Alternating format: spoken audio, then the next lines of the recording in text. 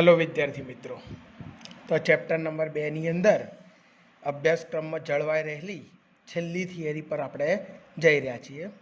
સહસંબંધકની કિંમતનું અર્થઘટન. હવે આમાંથી એક બબે માર્ક્સના પ્રશ્નો વધારે પૂછાય છે. સૌથી પહેલાં આપણે જોઈએ કે સહસંબંધક એ બે ચલ વચ્ચેના સહસંબંધો પ્રકાર અને ઘનિષ્ઠતા દર્શાવે છે. એટલે આપણે સહસંબંધકની કિંમત મેળવ્યા પછી એનું અર્થઘટન કરવું જરૂરી છે. એમાં 1 માર્ક્સનો આઈએમપી પ્રશ્ન આ છે કે સહસંબંધકના ચિહ્ન પરથી સહસંબંધનો પ્રકાર મળે છે અને એની કિંમત પરથી સહસંબંધની ઘનિષ્ઠતા જાણી શકાય છે. શું જાણી શકાય છે? તો ઘનિષ્ઠતા, જે મેં અગાઉ પણ વાત કરેલી. હવે સહસંબંધકની કિંમત એ સહસંબંધનો પ્રકાર અને ઘનિષ્ઠતા દર્શાવે છે, પણ તે કાર્યકારણના સંબંધનો નિર્દેશ કરતી નથી. એટલે એવું બને કે સહસંબંધકની કિંમત તો મળી જાય પણ એમની વચ્ચે કાર્યકારણનો સંબંધ જ ના હોય, પણ છતાં પણ આપણે એ કિંમત મેળવી શકીએ છીએ. બરાબર? તો એ એની મર્યાદામાં જતું રહે. હવે આપણે મુખ્ય મુદ્દા પર આવીએ કે સહસંબંધકની કિંમતનું અર્થઘટન. એની અંદર પહેલું જ છે R બરાબર 1નું અર્થઘટન. આ વારંવાર પૂછાતો પ્રશ્ન છે. તો R બરાબર 1 હોય તો બે ચલ વચ્ચે સંપૂર્ણ ધન સહસંબંધ છે એમ કહેવાય. એટલે એક ચલની કિંમતમાં વધારો કરવામાં આવે તો બીજા ચલની કિંમતમાં અચળ પ્રમાણમાં વધારો થાય, અને જો પ્રથમ ચલની કિંમતમાં ઘટાડો કરવામાં આવે તો બીજા ચલની કિંમતમાં અચળ પ્રમાણમાં ઘટાડો થતો હોય છે. અને આવા સમયે બંને એક જ દિશામાં અચળ પ્રમાણમાં ફેરફાર થતો હોય છે, એટલે એને આપણે સંપૂર્ણ ધન સહસંબંધ કહેવાય. બરાબર? તો R બરાબર 1 હોય ત્યારે બંને ચલ વચ્ચે સંપૂર્ણ ધન સહસંબંધ છે. અને એમાં બીજું વધારાનું શું લખવાનું? તો પ્રથમ ચલની કિંમતમાં આપણે વધારો કરીએ તો બીજા ચલની કિંમતમાં પણ અચળ પ્રમાણમાં વધારો થતો હોય છે, અને પ્રથમ ચલની કિંમતમાં ઘટાડો કરવામાં આવે તો બીજા ચલની કિંમતમાં અચળ પ્રમાણમાં ઘટાડો થતો હોય છે. અને ત્યારે આપણે R બરાબર 1 સંપૂર્ણ ધન સહસંબંધ કહીએ. જ્યારે R બરાબર -1નું અર્થઘટન જોઈએ તો R બરાબર -1 હોય તો બે ચલ વચ્ચે સંપૂર્ણ ઋણ સહસંબંધ છે એમ કહેવાય.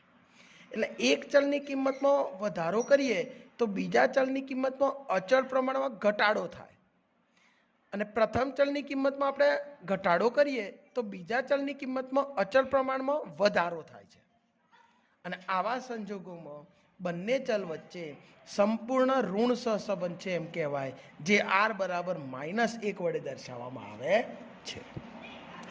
જ્યારે છેલ્લું છે R બરાબર 0, એ વારંવાર પૂછાતો 1 માર્ક્સનો પ્રશ્ન પણ કહેવાય.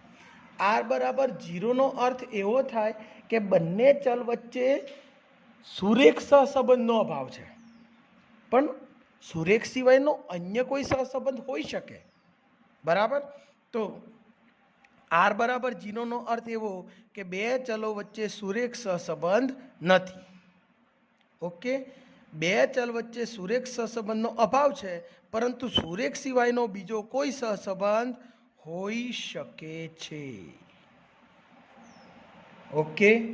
તો આ થયું R બરાબર +1નું અર્થઘટન. અલગથી પૂછાય તો આપણે ખાલી આ બે ચલ વચ્ચે સંપૂર્ણ ધન સહસંબંધ છે એટલું જ નથી લખવાનું, એની સાથે પેલું પણ લખવાનું કે એક ચલની કિંમતમાં વધારો કરતાં બીજા ચલની કિંમતમાં અચળ પ્રમાણમાં વધારો થાય, કે એક ચલની કિંમતમાં ઘટાડો કરતાં બીજા ચલની કિંમતમાં અચળ પ્રમાણમાં ઘટાડો થાય, ત્યારે સંપૂર્ણ ધન સહસંબંધ R બરાબર 1 વડે દર્શાવાય.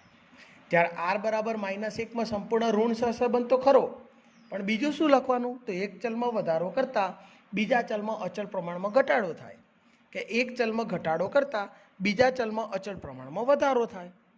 એને આપણે R બરાબર -1નું અર્થઘટન કહી શકીએ. અને R બરાબર 0નું અર્થઘટન શું? તો બંને ચલ વચ્ચે સુરેખ સહસંબંધનો અભાવ છે એમ કહી શકાય. સુરેખ સહસંબંધનો અભાવ છે, પણ સુરેખ સિવાયનો અન્ય કોઈ સહસંબંધ હોઈ શકે. ક્યારેક આ રીતના આપ્યું હોય આંશિક સહસંબંધનું અર્થઘટન. 0 અને +1ની વચ્ચે હોય કે -1 અને 0ની વચ્ચે હોય ત્યારે એમની વચ્ચે સંપૂર્ણ સહસંબંધ પણ નથી હોતો કે સહસંબંધનો સુરેખ સહસંબંધનો અભાવ પણ નથી હોતો. એટલે આરની કિંમત 0 ને 1ની વચ્ચે હોય અથવા -1 ને 0ની વચ્ચે હોય ત્યારે એમની વચ્ચે કેવો સહસંબંધ કહેવાય? તો એ આંશિક સહસંબંધ કહેવાય. તો આંશિક સહસંબંધમાં પણ કેટલાક ભાગ છે એ આપણે અહીંયા નીચે આકૃતિ જે દોરેલી છે ચોપડીમાં એ મુજબ સમજીએ. મેં એમાં કેટલુંક ઉમેર્યું છે એટલે આ તમે ચોપડીમાં તમારે પણ આ રીતના ઉમેરી દેજો કે જ્યારે સહસંબંધક આરની કિંમત 0 થી +1ની વચ્ચે હોય તો આંશિક ધન સહસંબંધ કહેવાય. કેવો કહેવાય? આંશિક ધન સહસંબંધ કહેવાય. પણ એ આંશિક ધન સહસંબંધની અંદર બે ભાગ છે. કયા? તો 0.5 કે એના કરતાં મોટા 1 સુધીના, 1 નહીં લેવાના, પણ 0.5 થી લઈને 0.999999 જ્યાં સુધી લો ત્યાં સુધી, એકડો નહીં લેવાનો. તો ત્યારે 0.5 થી ઓપન 1, ક્લોઝ 0.5 થી ઓપન 1 સુધી વધુ ગાઢ ધન સહસંબંધ છે એમ કહેવાય. અને 0 થી ઓપન 0 થી ઓપન 0.5ની અંદર ઓછો ગાઢ ધન સહસંબંધ કહેવાય. ઓછા 0.5 ઓપનથી ઓપન 0 સુધી ઓછો ગાઢ ઋણ સહસંબંધ કહેવાય. અને -1 ઓપનથી -0.5 ક્લોઝ એમાં વધુ ગાઢ ઋણ સહસંબંધ કહેવાય. ઓકે, તો ખાલી 0 થી 1ની વચ્ચે સહસંબંધ કેવો? તો આંશિક ધન સહસંબંધ. -1 થી 0 વચ્ચે કેવો? તો આંશિક ઋણ સહસંબંધ.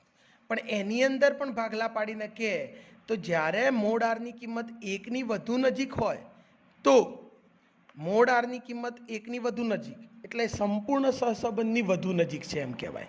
એટલે કે ગાઢ સહસંબંધ ધરાવે. હવે ગાઢ બે પ્રકારના, ગાઢ ધન પણ હોય, ગાઢ ઋણ પણ હોય. ઓકે, એટલે 0.5 થી 1ની વચ્ચે તો વધુ ગાઢ ધન સહસંબંધ અને ઓછા 0.5 થી ઓછા 1ની વચ્ચે તો વધુ ગાઢ ઋણ સહસંબંધ એમ કહેવાય. જ્યારે 0ની નજીક એટલે કયા?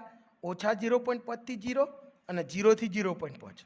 હવે 0 થી 0.5માં ઓછો ગાઢ ધન સહસંબંધ છે અને ઓછા 0.5 થી 0માં ઓછો ગાઢ ઋણ સહસંબંધ છે.